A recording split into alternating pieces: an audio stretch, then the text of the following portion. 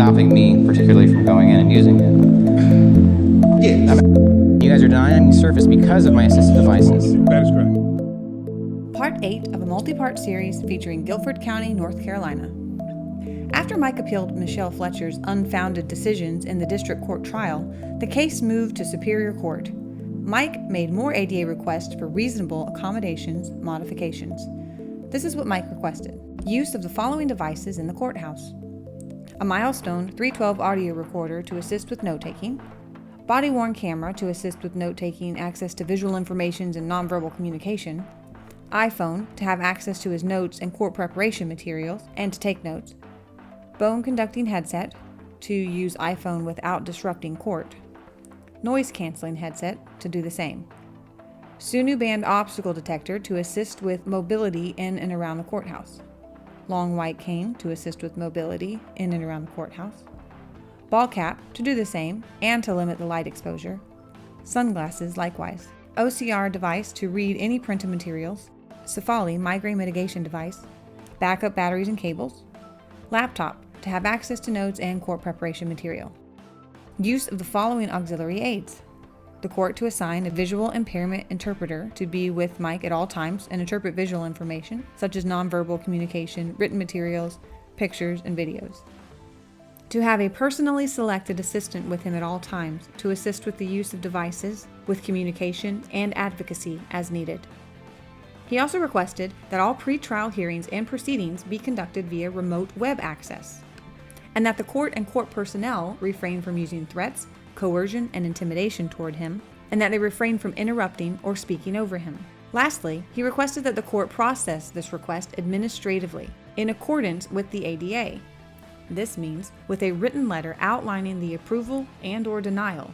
A permit is improper and a violation of the ADA as it contains threats, coercion, and intimidation to follow the permit or be sanctioned.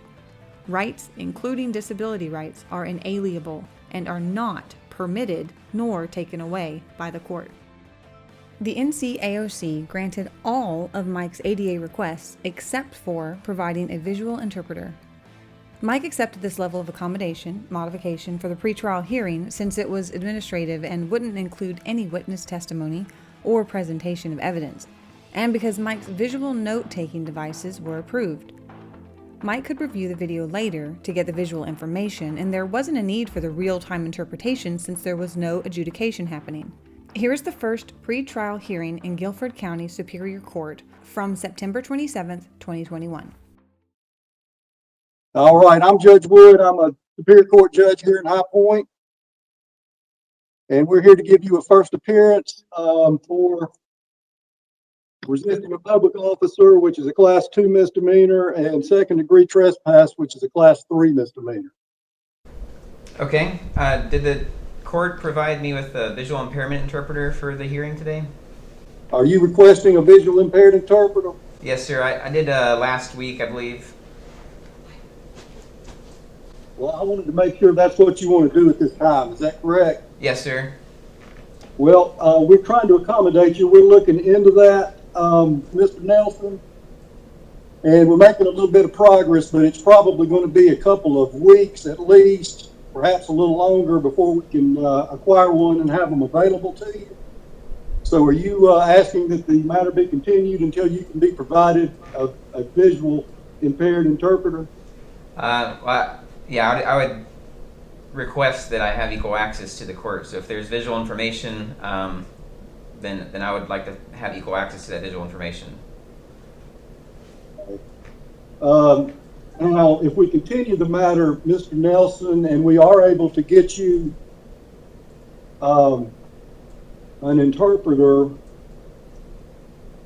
for your visual disability, how would you imagine that would work if we were remote? What would you expect the interpreter to do? Yeah, I could have a direct line of communication with them, so we can exchange a phone number. It's similar to how I have an auxiliary aide, I believe, with us today in the WebEx, Mr. Simmons, and he is on the line where he can help me with my disabilities.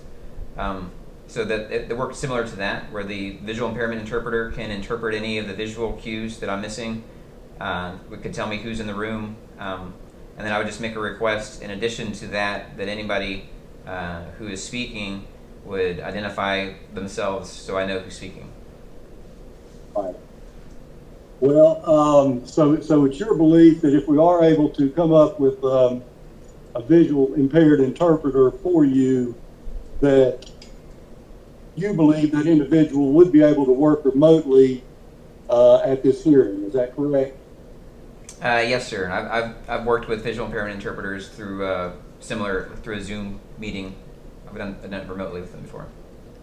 And well, of course, the purpose of your current hearing, which we're going to continue and attempt to work to get you the interpreter, but the purpose of this hearing is basically to determine what you want to do about an attorney and give you a new court date for trial. You understand that?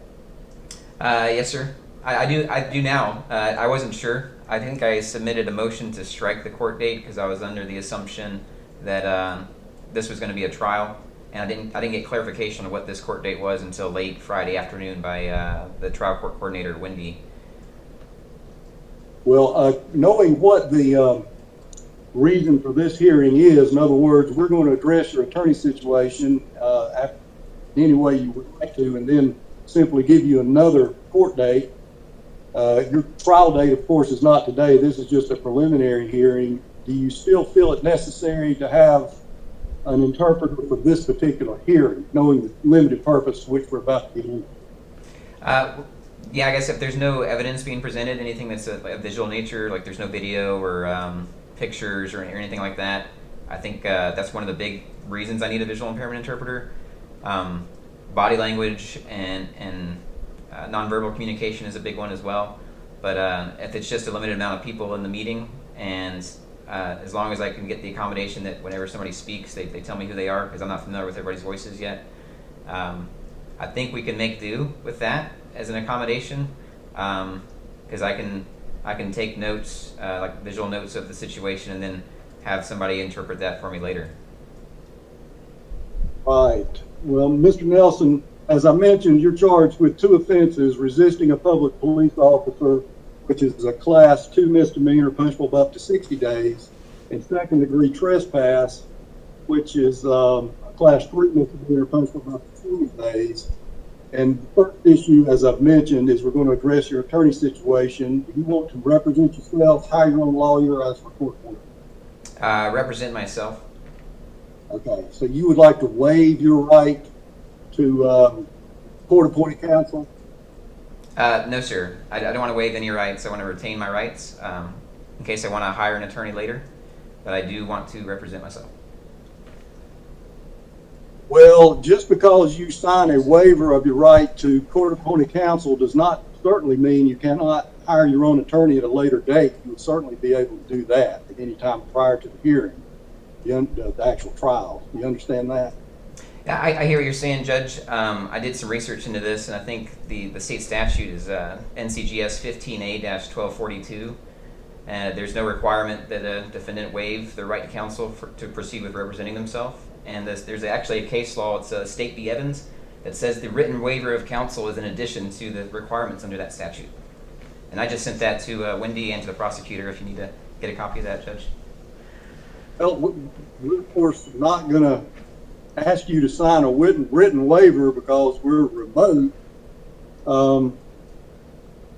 But you understand that if you understand charges you're charged with, is that correct? I believe I do, sir. All right, and the punishments or potential punishments for those, I don't know anything about your prior record level, anything of that nature, but you understand that the resisting a public officer is punishable by up to 60 days, and the other charge, the trespass, is punishable by up to 20 days. You understand that? Yes, sir. And if you choose to represent yourself, which is certainly your decision, but no one's going to offer you any legal advice, if not the court or anybody else. You understand that? Yes, sir. And additionally, you would be responsible by way of specific example. Let's say if you represented yourself, you would have to make your opening argument, your closing argument, deal with any pretrial motions, cross-examine the witnesses, things of that nature. Do you understand? Yes, sir. I've already been working on my case preparation, and as long as I have proper accommodations, then I think we should have no problem going forward. We're trying to do everything we can, Mr. Nelson, to accommodate you. We worked out this WebEx hearing, and we're working hard to try to get you a visual impaired interpreter to assist with your case going forward. So is it your decision at this time to represent yourself? Yes, sir. And I do intend to represent myself. I do not want to waive any rights at this time, and I do appreciate the accommodation of this WebEx due to my disabilities, not just the visual, but the brain injury and inability to wear a mask. I do appreciate setting up this remote hearing today. Well, all right, Mr. Nelson, I can't tell you what's going to happen going forward. I don't know if I'll be your judge in hearings down the road or even your trial, or if it will be another judge. But I really can't make you any promises going forward, but we did make this accommodation for you today. Do you understand that? I do, and I appreciate it, Judge. There is a matter, if you have time, there's a, what is it? There's a order from, I think it was Judge Fletcher from District Court, and preparing for this case, I came across a state statute. I'm sending it over to the trial court coordinator now and to the prosecutor. It's NCGS 7A-276.1, and it states that order that Ms. Fletcher or Judge Fletcher entered is to be treated as void, and I just want to make sure that I can get some kind of recognition to this, or at least get it in the record that order is in fact void according to the state statute. Well, see, Mr. Nelson, this is one of the issues we're going to have if you choose to represent yourself. As I mentioned, no one is going to give you any legal advice, and that would include on an issue about what prior order is void and what prior order is not void. So you're not going to get any clarification on that from me, because I'm not going to give you any legal advice. I appreciate your question, but that's kind of where I'm coming from. That's one of the reasons folks oftentimes, and you don't have to, but ask for an attorney or things of that nature. If you do retain an attorney, like you've indicated you intend to do, that might be something better left for your attorney. Well, yeah, to clarify, Judge, I didn't indicate I intend to retain an attorney, just that I reserve the right to. And as far as, I'm not trying to ask for legal advice from the court. I'm just stating for the record that I found state statute that declares the lower court judge's order void. Well, can I see a copy of a waiver form, please? Blank waiver form. Judge, I believe I have 6 pending motions before the court, and one of those is to strike this current court trial date. Again, I was operating under the assumption that this was a trial date, so I'll withdraw that motion at this time. Thank you. Since we've clarified. The motion to strike this particular date by Mr. Nelson be withdrawn. Thank you, sir. And I think I have 5 pending motions. Are we going to hear those today, or are we going to set a date to hear those? Well, Mr. Nelson, I'm not going to tie some other. What are the motions in the file? Have you filed these motions? They have been filed, Judge. All right. I see they are not actually placed in the file, but they're laying on top. Let me take a look at these motions and see what they're regarding. I'll be right back. Thank you.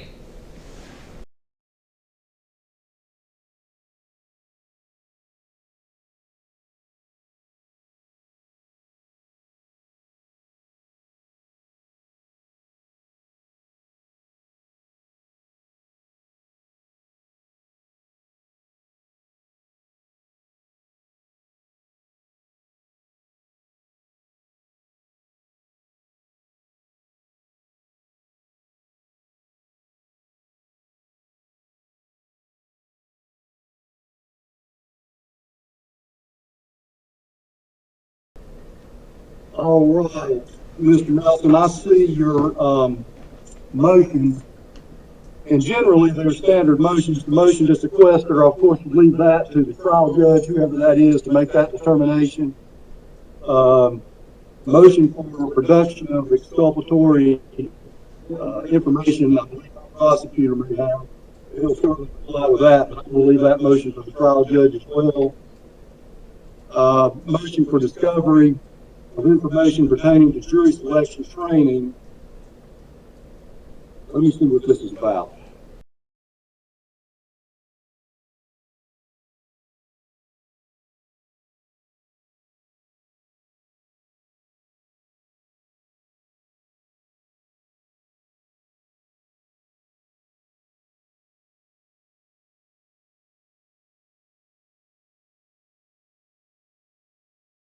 I believe I understand Mr. Nelson, and this would be better left to the judge that oversees the actual jury selection.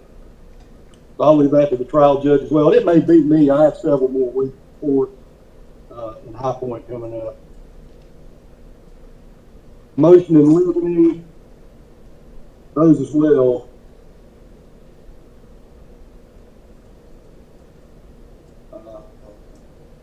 Would be better left to the trial judge who's going to oversee the case.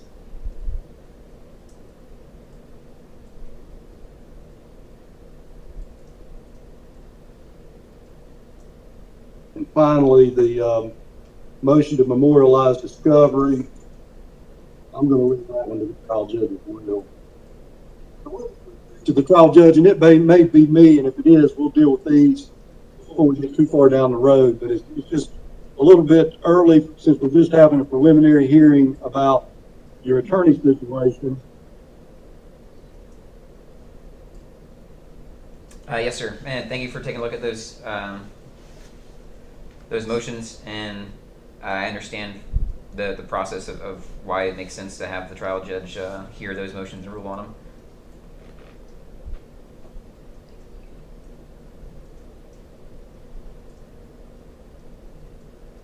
And do you acknowledge, Mr. Nelson, that you've been fully informed of the charges against you? Yes, sir. And the punishment for each charge? Yes, sir. And you understand the nature of the proceedings against you, sir? The nature of the proceedings, is that what you said, sir? Yes. Yes, sir, I believe so. And you understand, even though you've indicated you do not want appointed counsel, and you may or may not want to retain counsel, but you do understand you have the right to the assistance of counsel. Yes, absolutely.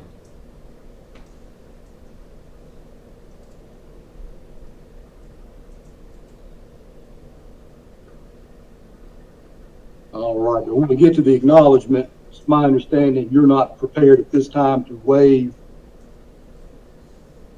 the assistance of all counsel. Do you wish to waive the assistance of appointed counsel?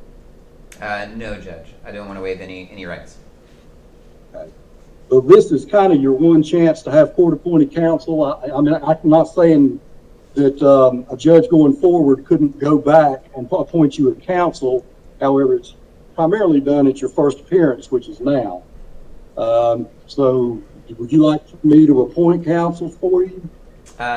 Negative, Judge. I understand that. I reviewed the statute covering that, and if you want to make a determination of indigency, I would definitely accept that. I am a disabled veteran, and the VA has declared me completely and totally disabled and unemployable, and I have zero taxable income, and I can present the court the VA's document to that effect. But as far as the indigency form that Wendy, the trial court coordinator, sent for me to review, it asked for like banking information and things like that nature, and I just don't want to waive any Fourth Amendment rights to give the court access to my banking documentation.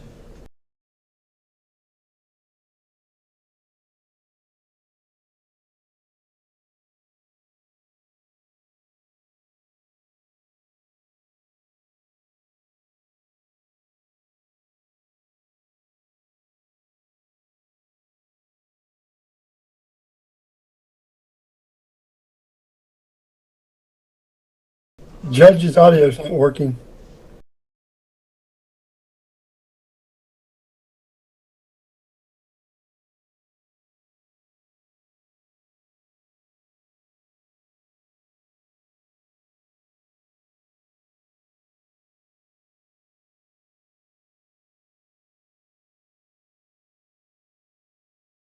This is William Simmons. Judge's audio is not working. Okay, thank you.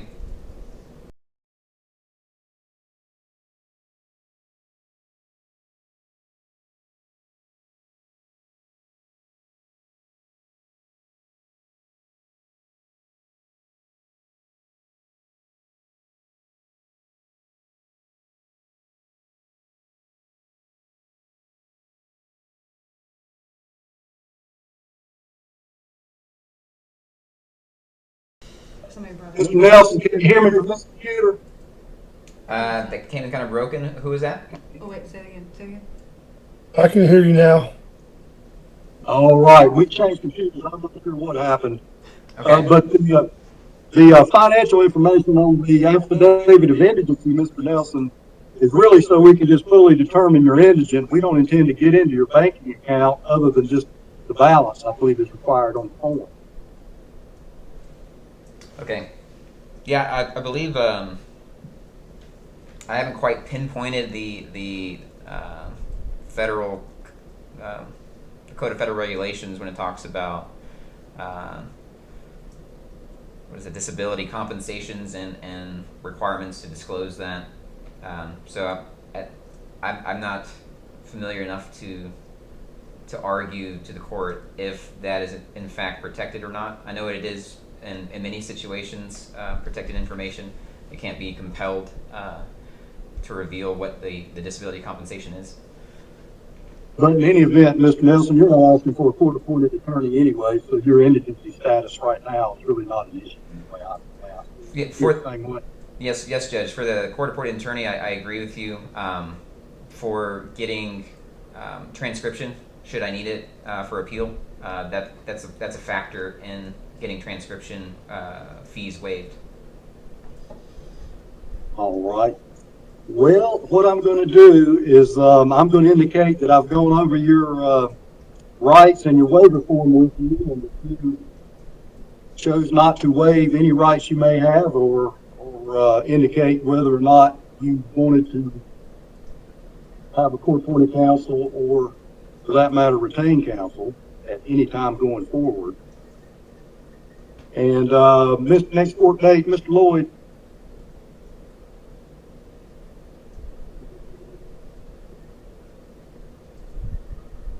Shawn Lloyd with the District Attorney's Office here in High Point. Your Honor, we continue this to November the 8th.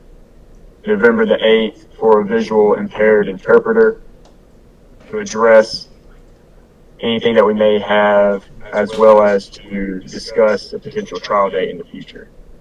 Mr. Lloyd, this November the 8th court date that you've indicated would be for Mr. Nelson's matter. Do you anticipate that being a remote hearing as this one is, or would you anticipate in person?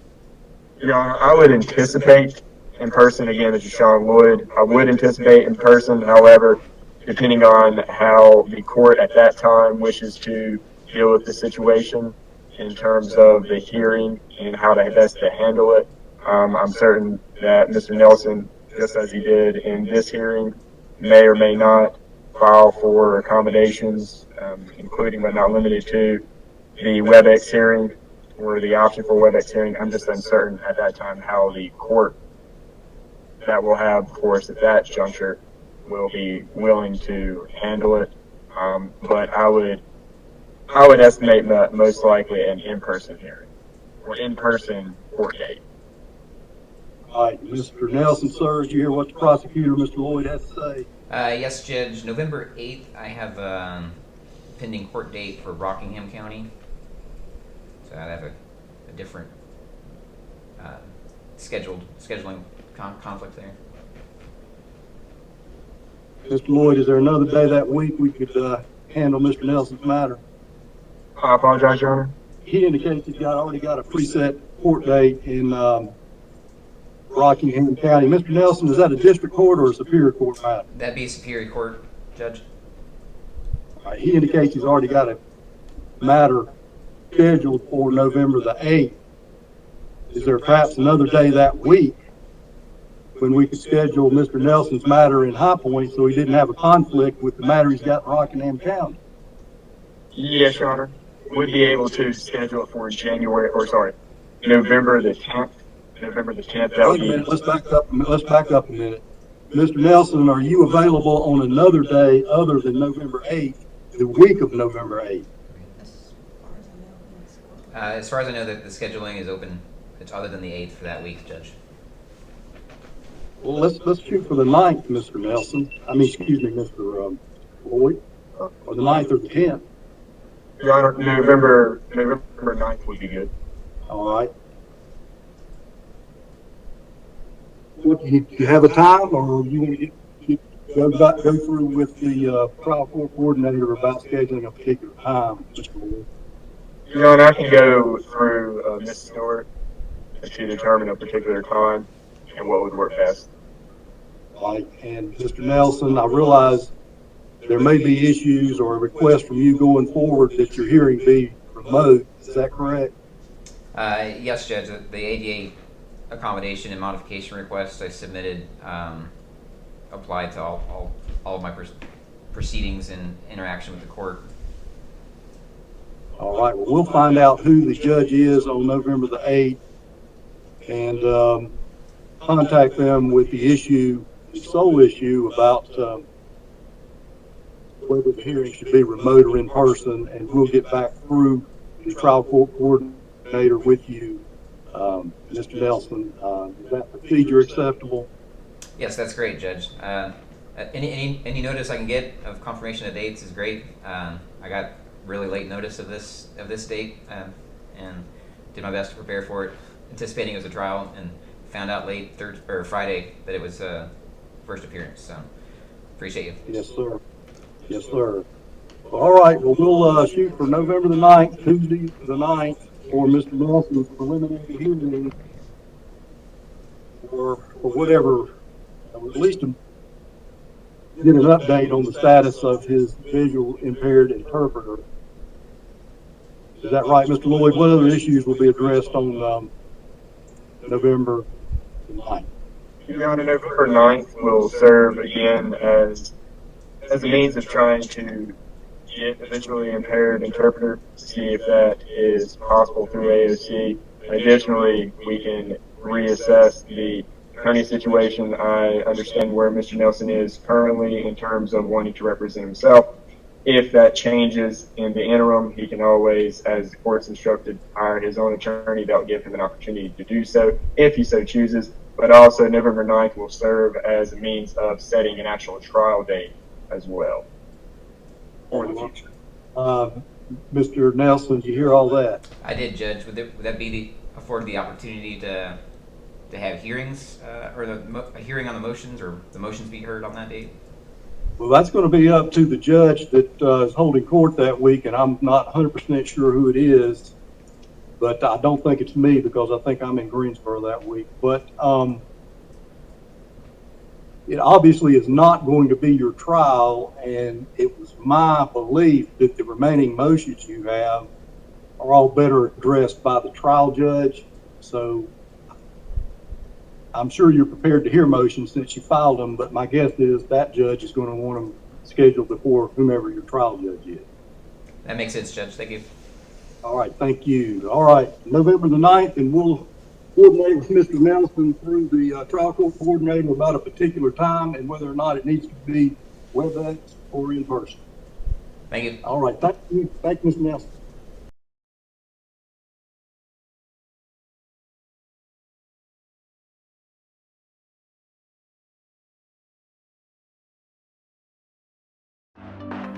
Stay tuned for more. Thanks for watching. Deo Proso Libero.